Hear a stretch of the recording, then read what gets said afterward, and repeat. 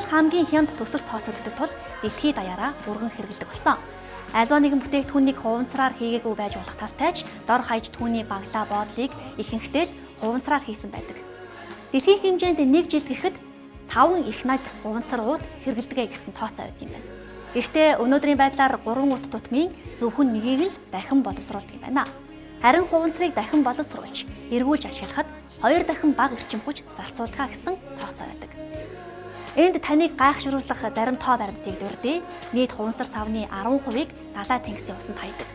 Харин 1 тонн хуванцар сав уутыг дахин боловсруулахад 31-ээс 62 тонн шингэн түш хэмнэх боломжтой юм а. 1 тонн хуванцраар 25 мянган ундааны хуванцар сав үйлдвэрлэдэг юм байна.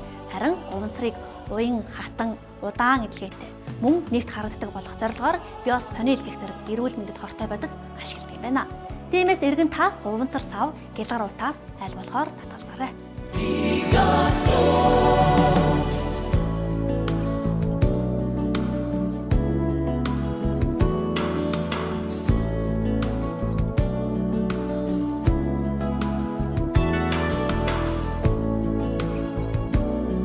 За манай улс сүүлийн 4 жилийн хугацаанд зөвшөөрөлтэй хогийн цэгт хайж байгаа хог хаягдлын хэмжээ 2.4 сая тоннд хүрсэн байна.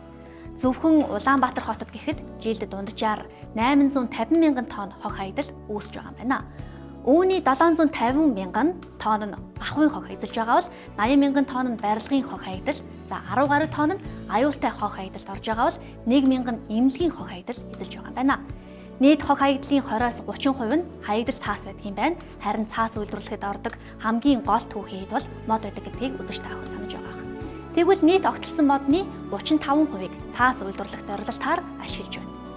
1 тонн цаасыг дахин боловсруулснаар 17 мод, 1.4 тонн тос, 4000 гигабайт эрчим хүч, 26.5 тонн ус хэмнэхээс гадна хогийн цэгийн газрын хэмжээг 1.7 м²-аар багасгах, улмаар агаарын бохирдлын хэмжээг бууруулах боломжтой юм а. Мөн хоёрдол цаасыг дахин боловсруулах замаар цаас үйлдвэрлэхэд эрчим хүчийг 40-оос 64%-аар хэмнэх боломжтой юм а. Харин эргэн та хог хаягдлын эсрэг юу хийж чадах вэ?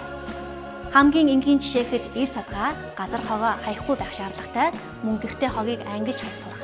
Жишээ нь цаас, шил, хуванцар, төмөр эзлэх зэргийг ангиж ялгаж хайж сурч хэрэгтэй юм а.